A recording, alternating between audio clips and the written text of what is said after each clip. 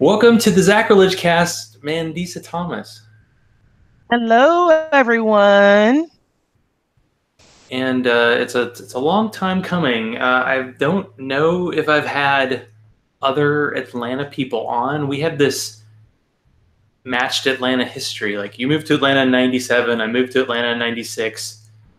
We've been here for a while. We've been waiting for this blue state, maybe red state to turn blue. But anyway, good to get to chat with you hmm on the air. Yes, it's been a while. I know we had talked about about me being on the show for a while now, so I'm glad I had the opportunity. I guess maybe I just need to get a good amount of interview experience before I talk to one of the titans of this community. So I got you tonight, which is great. Now sometimes I do out of context quotes. I'm going to do one in context quote, and then we'll get started. We are not psychiatrists. We can't save you. We're Hey, I like that. We're also not God either. exactly. So around 2010, you had your second kind of atheist awakening. What made you decide to get Black Nonbelievers off the ground? And by the way, that Black Nonbelievers is behind you for the video people. And of course, I'm representing tonight. Aha, yes. So when I became involved with the community, I found the Black Atheist group online. And then I remembered that, American Atheists was an organization that existed. And also, I really was excited to see. And also, after doing some reflections, I was like, yeah, I am an atheist. For a while, I was reluctant to use the term. But I came out of that and I really wanted to start meeting others. I had heard about a Black atheist meetup that was coming up in Atlanta, and I wanted to find out more information. So from there, I found Meetup, and I was also talking with some other Black atheists online about their experiences attending meetups overall in general. And the experiences were not very good, and they were often that I was told that they were often treated like they were, it went from awkward to just, it was so weird. And so I wanted to give myself the chance because I said, hey, if we're atheists, let's, that shouldn't be an issue. I'm going to try the scene here in Atlanta and see if it's different. So I went to a meetup in Decatur, and sure enough, I experienced almost exactly what some of the others said they experienced. I was told, I'd never met a Black atheist before. I mean, that's changing now, which is good. But back then it was like, yeah, I never met a Black atheist. And, just the other Black guy, the only other Black guy that was there, um, came in. I didn't know him from Adam, but the woman I was talking to offered her seat up so he could sit there, and I was like, well, I was talking to you, and so yeah, the experience got really awkward really quickly, and so but the other Black guy we ended up brainstorming the local Black nonbelievers of Atlanta, which is how we started. Um, and so from there, because I be more of us out here, there's a lot of folks online. There has to be more, there has to be more of us in person as well. So it was a matter of bringing more out. And perhaps these groups aren't doing it because of stuff like this. And also with the high level, of religion in a Black community, it makes it that much difficult, so much more difficult. So that platform needed to be created to help bring more of us together. And as you can see, even from the meetup we just had, it has worked. It has been successful in bringing out more of us. Um, Not to separate or isolate ourselves, but to be an integral and important part of the community, to increase that diversity that we always talk about. People want to, see us and, want to, they want to be more welcoming, but there are challenges there. So that's how we got started with Black Nonbelievers.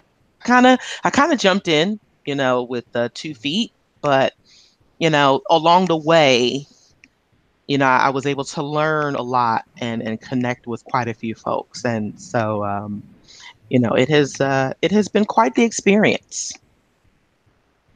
Well, what's kind of your, I guess, elevator pitch for what Black Nonbelievers is all about? We are a fellowship. Our primary focus is to increase the visibility of Black atheists within both the Black and secular communities, as well as to build that community and support for those atheists who need it. Um, that is pretty much our end. Again, our we're open to everyone, but our target, our primary focus is to help bring out to increase the demographic, because it is needed, especially within a highly religious Black community and a secular community that is still predominantly white represented. That was needed. And so, yeah, my background is in customer service and hospitality. And so, if you see me, I'm always smiling and friendly and saying hello to everybody. And so that's also a change that we needed to incorporate, not just into our organization, but into the communities, because there are a lot of the community does struggle with its social interactions, to say the least. So yeah, that's my pitch for being, and I appreciate the support that we received. Well, I was going to ask you about what a typical Black Nonbelievers meeting was like, but of course, I attended the most recent one this weekend. So I'll quickly answer the question and then turn it back to you. So lots of intelligent people, good speaker, Your I'm Majesty was there, food and beverage, and more Black Nonbeliever merchandise than you'd see at a stadium rock concert. So one thing I heard from you during that meeting is that you would not do a Bible study. Why is that not your thing? Say that one more time. I think we froze at one Yeah, point. it started pouring, Yeah, which sorry. has happened every other day in Atlanta this summer. It's the weirdest summer ever, so that might be Yeah. some strange connection. At least we're in Hmm. the same weather belt, which is good or bad. Uh, One thing that was mentioned, speaker mentioned, she was in finance in churches and talked to pastors and actually said, "Hey, the Bible doesn't really say that tithing is a thing." And she was talking about, oh, maybe you should go to a Bible study to talk to religious people, but you had to look like, Mm. no, hell no, no, no. So what was that all about? Well, I wasn't formally raised religious. I actually don't like going into churches, and the Bible study and the Bible creeps me out. I haven't read it in its entirety, and I don't plan to. It is a book that I try not to delve into, but just the idea of now it's I would like to, challenge more people, like I said during the meeting, to speak up. But as far as like going into Bible study and kind of debating and fighting with believers, that's just not my thing, because I have a tendency to tell people, look, get that stuff out of my face. um, and that's because of my upbringing. I have never cared for going into any institution or being in any space that is so restrictive that you can't be yourself, that you can't question, that there isn't an environment for learning. And church isn't one of those, unless it's what Bible based, or unless it's what the pastor says. And so I'm not sure how effective that will ultimately be unless the believer comes to you, unless like Miss Delisa said, she kind of found it on her own. Now, I think that there's an opportunity for us to perhaps facilitate that a bit more when we speak out. My passion is connecting with those who are already there and who get it and who just need the help and who need the help and support. It really is about building the community and building it up so that people can be more encouraged to speak out and speak up. Laying that foundation has been important to me. Yeah, the thought of going into a Bible study and challenging the believers. I mean, sure, it would be more humane than going sitting in a church for an hour and then deciding that, I mean, like that Dylan Roof guy. But certainly it would, to me, it's just like, who, I'm not sure about that. Maybe y'all could do that, but I'm not sure if I would. Well, I think one thing that's come through is these groups that have come up in the atheist community. They're good for people, and they're not necessarily good for everybody. Like, you're going to fit in different groups, and that's kind of the point. Now, one of the things that was mentioned at the meeting was that sometimes atheist groups can be a little boring, and of course, a little pale and male. What is Black Nonbelievers? What are some of the events, things that you do that try to go kind of outside the normal? Just, hey, let's get together and talk about our religious family members or the society we live in. Mm-hmm. Well, for one, our general meetings do feature more of our voices. That is one of the things that is one of our missions. Again, in increasing that visibility within the Black and secular communities, we do feature and highlight, more people of color. But what we also do is, we've done, and some of these things were overdue to facilitate because I've been so busy. But we host movie nights. Sometimes we go bowling. We've even been to the strip club. um, it's just a social. It's another social outing. We try to promote as much sex positivity as possible with being respectful to women and people who are doing that work. Um, but we do encourage people to explore those sides of them that have been restricted, that may have been restricted by their religious beliefs. And we also table at other events. We were at, said I spoke at NanoCon. We table there. Um, we also have done joint events with other atheist groups and secular groups. We hosted a joint meetup on Christmas Eve or Christmas Day last year with the Sunday Assembly, Atlanta. We hosted a potluck with them. I think we're going to do that again. We table at again. We table at various events. We're going to be at Dragon Con again this year, and that's probably jumping ahead to some of the stuff that we have coming up. But we try to do a variety of things, a hodgepodge, if you will, of events that will avail ourselves to the community and different communities. For example, we also partnered last year with we were a community partner with the Atlanta Women's March, and so we will also be one of the sponsors for the anniversary event, which actually took place. So yeah, we were a sponsor for the anniversary event for the Women's March, and so we try to, whatever we are, when people contact us, we respond to it and we try to join in. And we also look for those opportunities as well. But and we also I also co-host a quarterly radio show on WRFG 89.3 FM with Sharon. A shout out to her.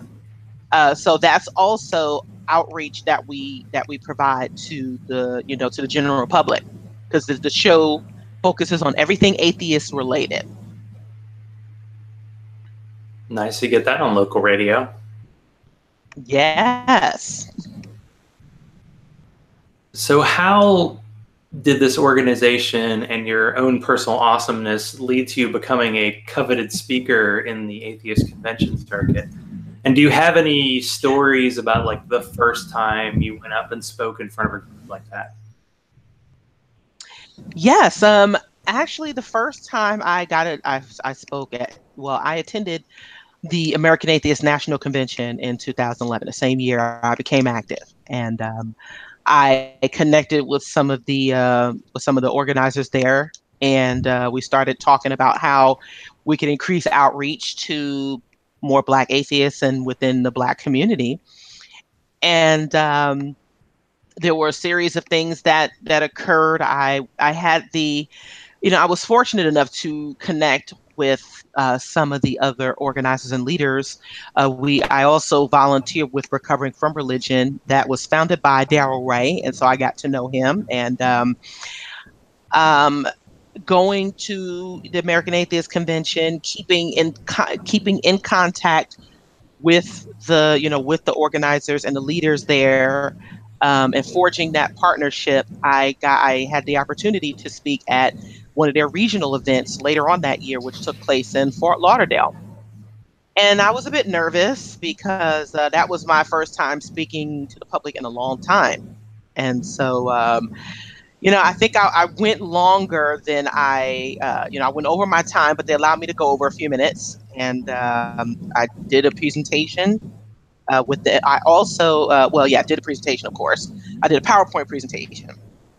So I didn't time that well. And in the future, I learned how to do that better. But I also sent my kids I also volunteered with Camp Quest that year. Got to know Amy Monsky, who's with Camp Quest, South Carolina. And also attending other events where I knew the organizers would be. And so, participating, volunteering, and working with other groups, all while continuing to develop Black nonbelievers, made all the difference. So whenever there were certain events that I knew would be of interest, or where there was an opportunity for us to, be out there, I made sure that we were there. And so that led to other organizers being recommending me, to speak. And also, I connected with Debbie Goddard with African Americans for Humanism. That was the year that started working on they started working on the Billboard campaign. So everything just started falling into place at the same time. Um, there was like a growth spurt, if you will. And from there, I received other media inquiries. It was, 2012 that Jet Magazine had contacted me, and they wanted to interview me. And this was right before the Reason Rally. Um, and that was the first year I had put on an event out of state. Right after we did a Reason Rally after party, which featured Gray and Square, who we also had at the Atlanta Coalition of Reasons launch event. But it was a matter of, and then also because I had availed myself to, the other groups and organizations that invited me to speak, and also the other events that they had. And as we started putting on our own events, we hosted the Blackout Rally, the Blackout Secular Rally in 2013 in New York City, along with Black Atheists of America. And at that time, I had started attending the secular leadership summits that were taking place nationally. And I had been invited to serve on different boards at that time. So with those things happening, I was connected to more people, and I guess the word started getting out. And I can say that I've been the most consistent when it came to my presence, my engagement, and people actually liking what I have to say. So that was very much appreciated too. So the more I engaged, the more I became involved, the more I was invited to speak. And so that really started taking off in 2014, where I started being invited to speak at larger conventions. My first, I think the first large one was in 2013 at the American Atheist Convention. I remember I talked about Black Nonbelievers, and I received a standing ovation, which was awesome. Um, also did other regional events too, and so basically, not I would say my inability to say no has led there, but we'll just we'll definitely go with the my engaging, and pretty much when I was invited to go, I went. And the more I connected with folks, the more we participated and collaborated, the more the momentum built. And so, and also going through some things within the community, you know, um, and just learning how to overcome and work through them made a difference. So, I'm fortunate. I consider myself fortunate, and it has been, it's been an interesting ride, but I'm very happy, to be here, and also displaying other talents too. I do sing, and so again, whenever I was asked to do certain things, and avail myself, I just did it. Yeah, there's something to be said for being available and, of course, showing off your talents when you have the opportunity. Now, you've mentioned how you've been in the community for a while. I'll let you decide which one to lead on, but since you've been in kind of the atheist secular community, what's one major negative and positive change that you've noticed in all this time? And I know I'm asking you for one thing, but at least I'm not asking you for your favorite kid, right? So there's something. Right. Yeah. So, a very, very positive thing is seeing the change and the growth in the community. In addition to Black Nonbelievers, you also have other groups that have started within that time. You have the ex-Muslims of North America. You have the Hispanic American Freethinkers.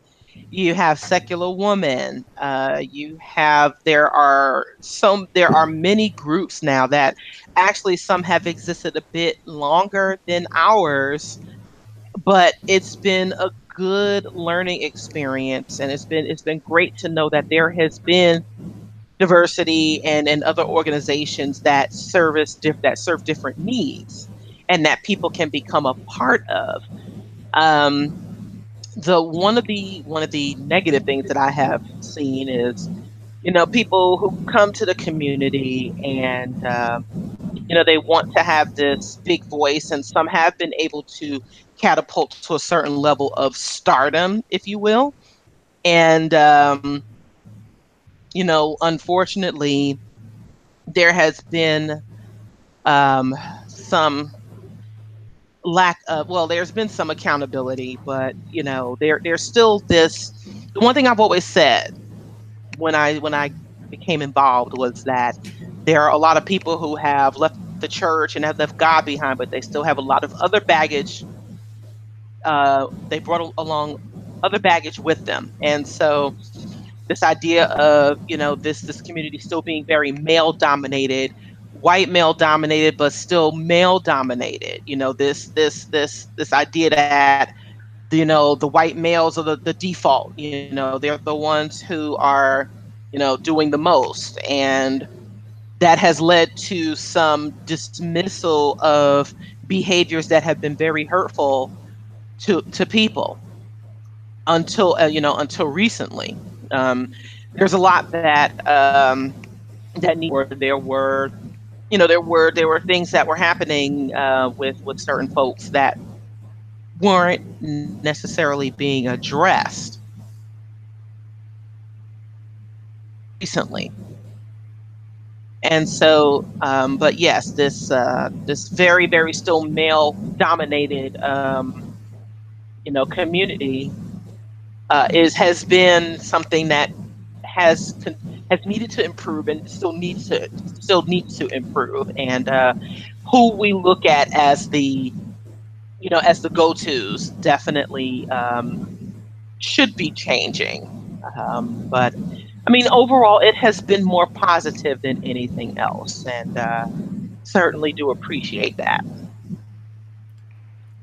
Now, you showed a lot of courage recently, making a big personal move. So, what led to you deciding to be a full time activist? The need for it was a need for it. Over the years, as I hopefully have clearly expressed, things have gotten busier. The request to speak and the request to for the request to work on different projects has increased over the years. And I was, working. We started Black Nonbelievers as while I was working at my full-time job at the Centers for Disease Control. And after a while, their requests to speak and collaborate and participate really started taking a priority for me. And I was at the job for about a little short of 10 years. It was a job that I loved to do, and I learned how to, develop my craft. But it became clear that the need for me to become more active in this movement, even more than I already was, it was time for me to take that leap. And I had already been brainstorming that for the past couple of years.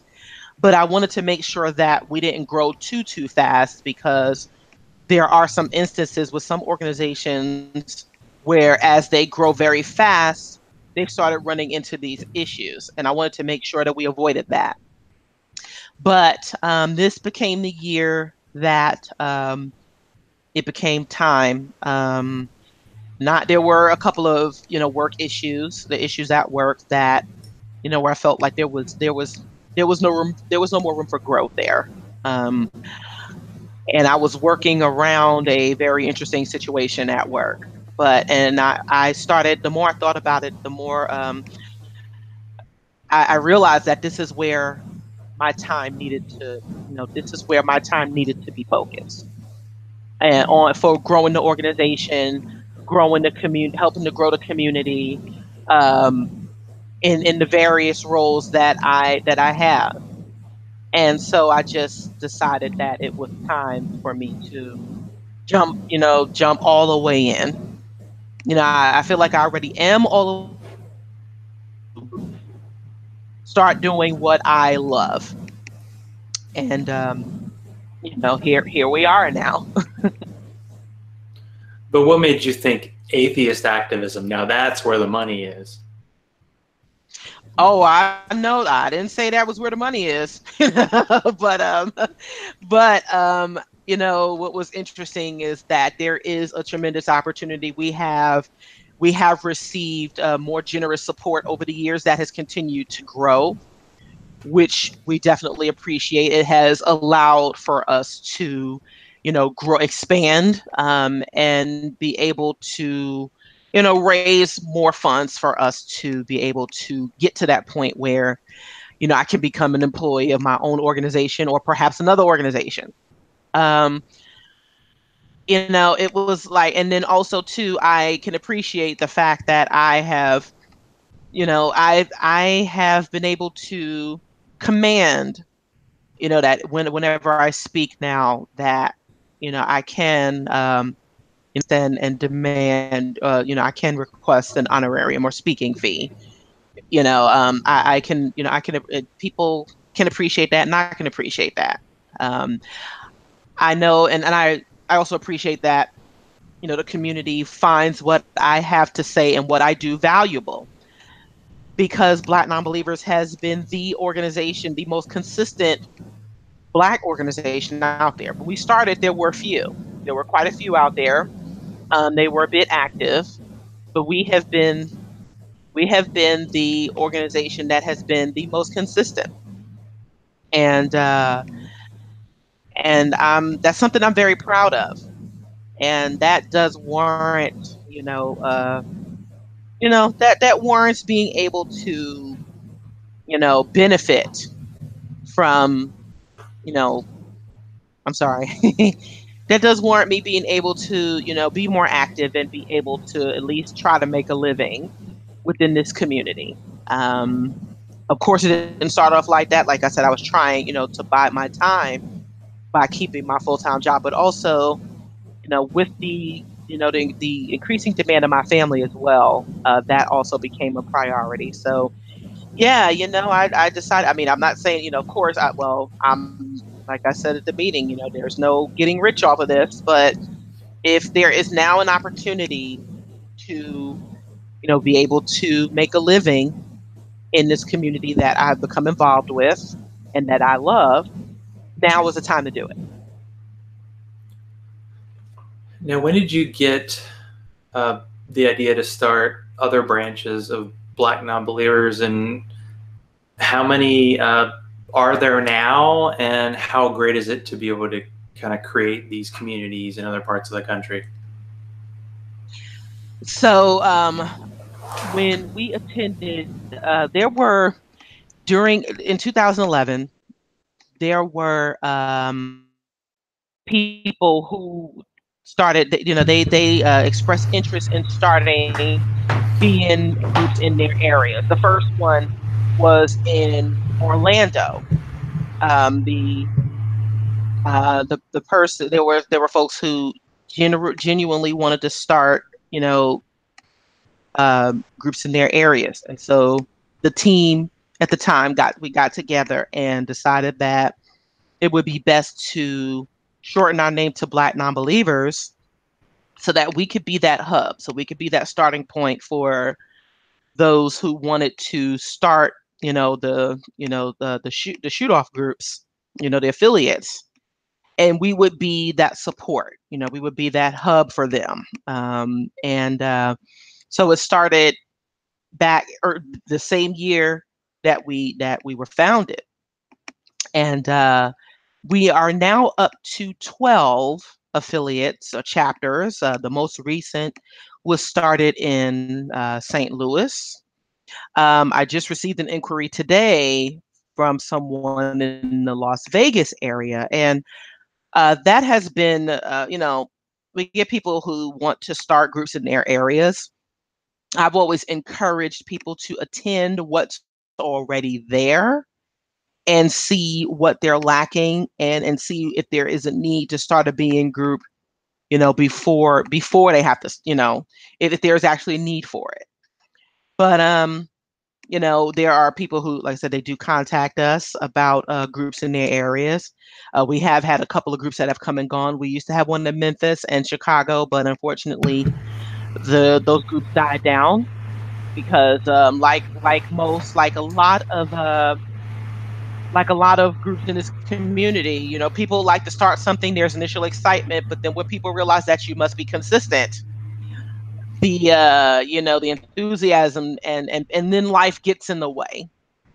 And then also dealing with people, and dealing with people can be very, very interesting, to put it mildly. So, to try to keep up with folks, like you said, herding cats, this and many people, again, don't realize what it takes to keep things going. And so then then things tend to die out, or they put their own personal ambitions before the mission, and that gets in the way as well.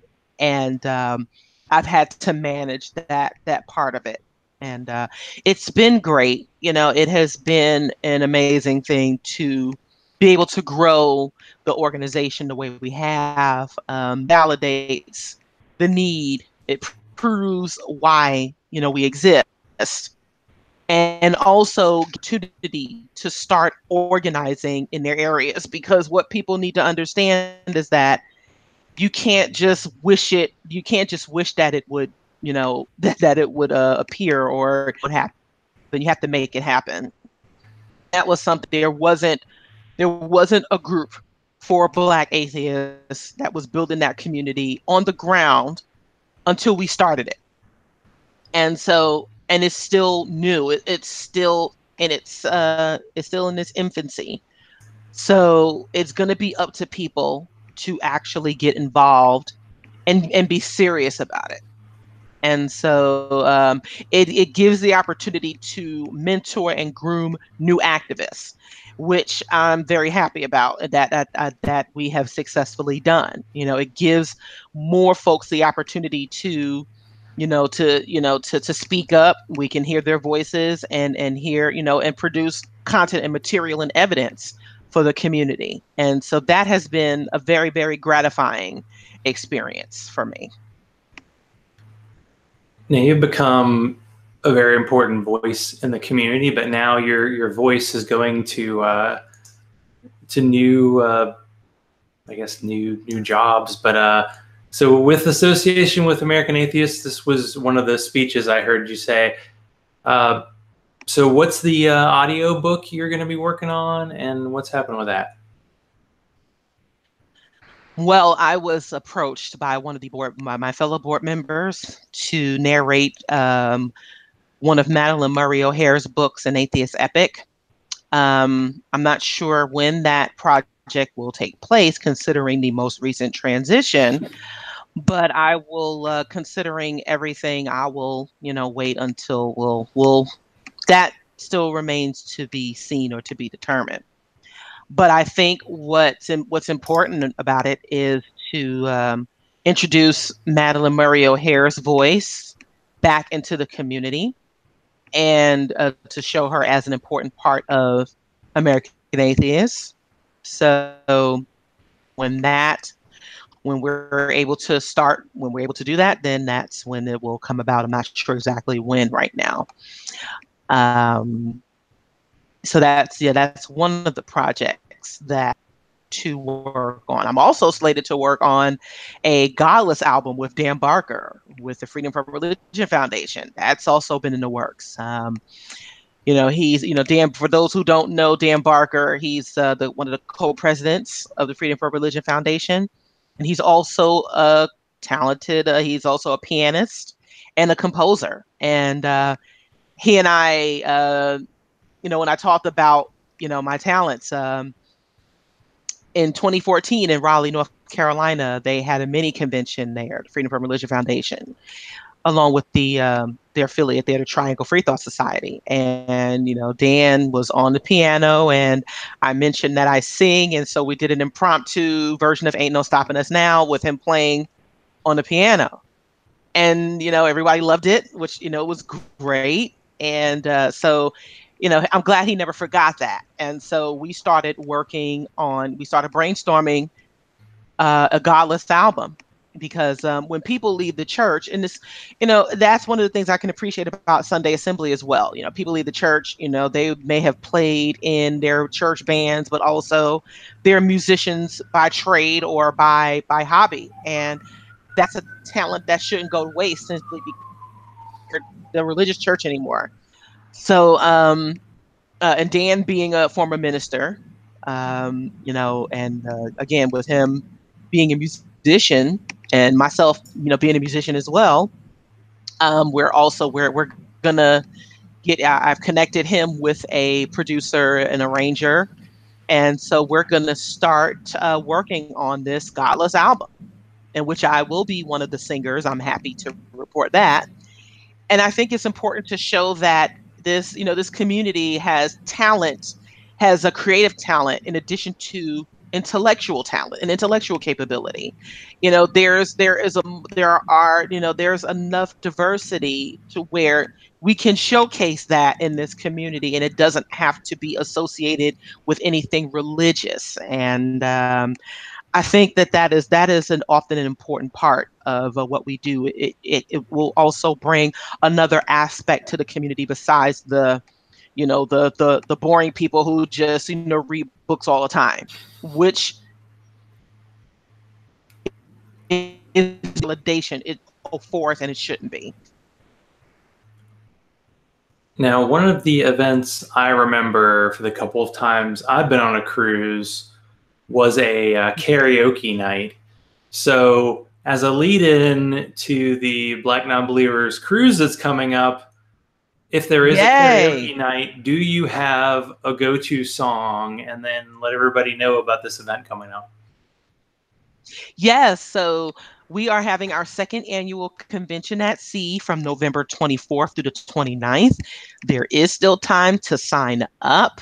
We also have a cruise match, which is available on Facebook. A generous donor has offered to match up to $750 to cover the cost of a registration and cabin fare, which is the which is the price for. It's a 5 day, a 5 night, 6 day cruise, sailing from Miami, out of Miami to Turks and Caicos and the Dominican Republic. And we're going to have some wonderful speakers. There's karaoke every night on the convention and on a cruise. And I love my Ain't No Stopping Us Now, but and those karaoke nights from last year was so much fun. And we didn't get there in time to sign up, but I like looking through the catalog. I love singing Killing Me Softly by Roberta Flack. Um, and I do like to sing Ain't No Stopping Us Now by McFadden and Whitehead. But I'm gonna see what else they have that's fun. I mean, I'm such a music head, but when it comes to actually thinking of songs to sing right on the spot, I draw blanks.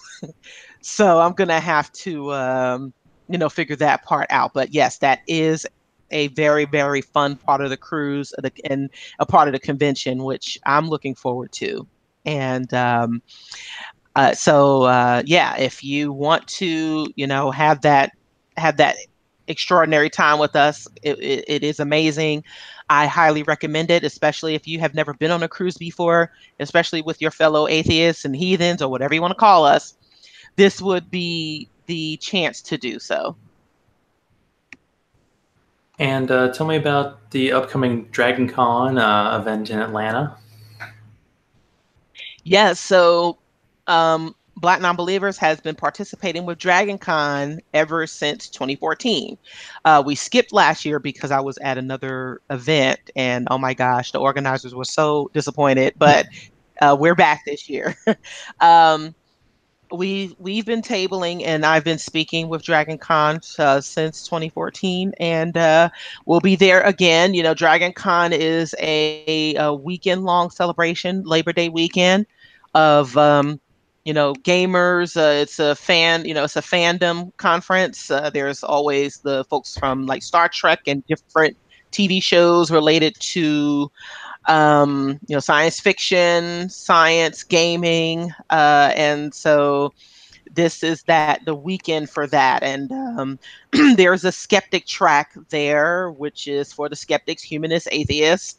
And so we have been also the CDC tables at the skeptic track too, which is so interesting.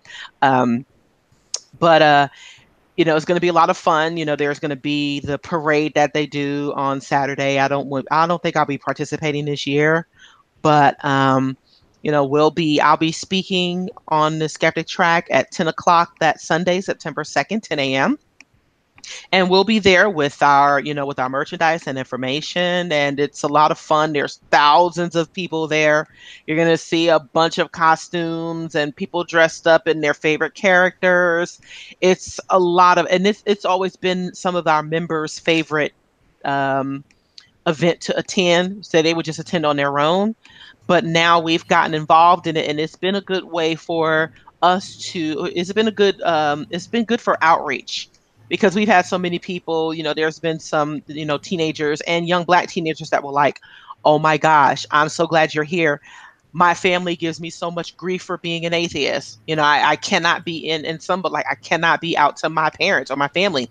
And I've also run into older folks who are like, "Oh my gosh, it's been an experience. I didn't have this support system when I was younger, and so I'm glad to see you here."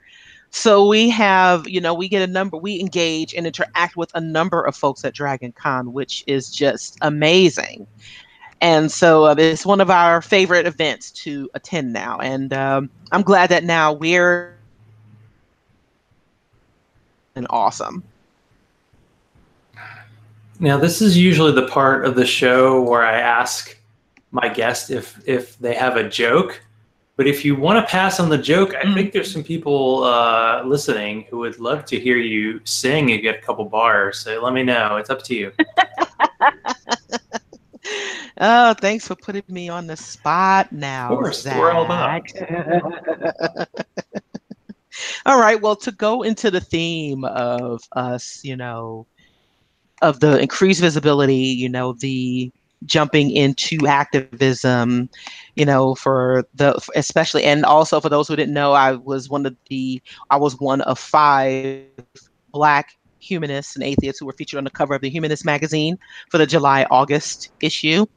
I was also featured in Playboy in an article there. I just love saying that I was in Playboy, but that's always fun to do.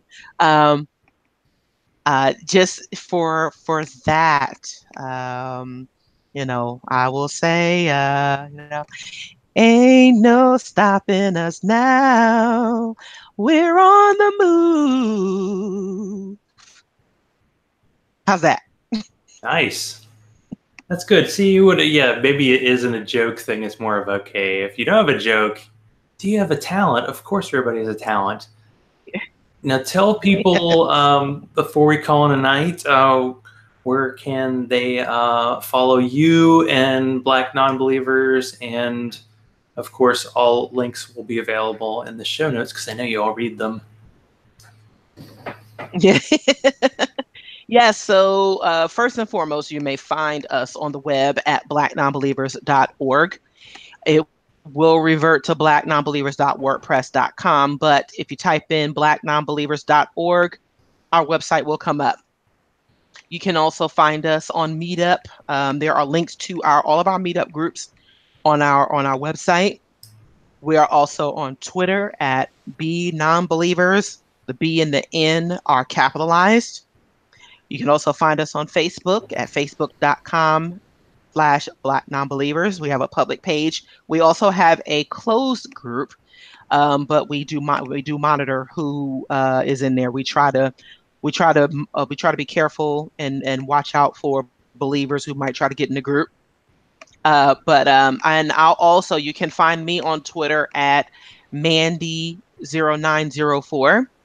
I also have a Patreon account that you can support, and you can help support my activism at patreon.com/Mandisa Latifa.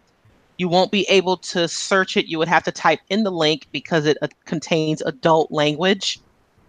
Because of some of the very I tend to be I do tend to be very tactful in my approach, but some of the subject matter may be graphic and too you know kind of brash, or I tend to be a little unorthodox, if you will.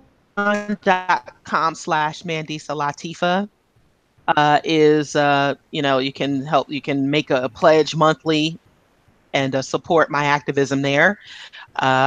So yes, those are all of the links I can think of right now. But yes, if you'd like to support Black Nonbelievers and support me and both, that would be awesome. So thank you very much. I appreciate the opportunity to be on the show. Well, I'm glad I finally had you on. Thank you to Mandisa Latifa Thomas for being on the show, and Black Nonbelievers, everybody, get on the train. Yes, thank you. Yes. Well, I'll just say thank you and good night. All right. Good night.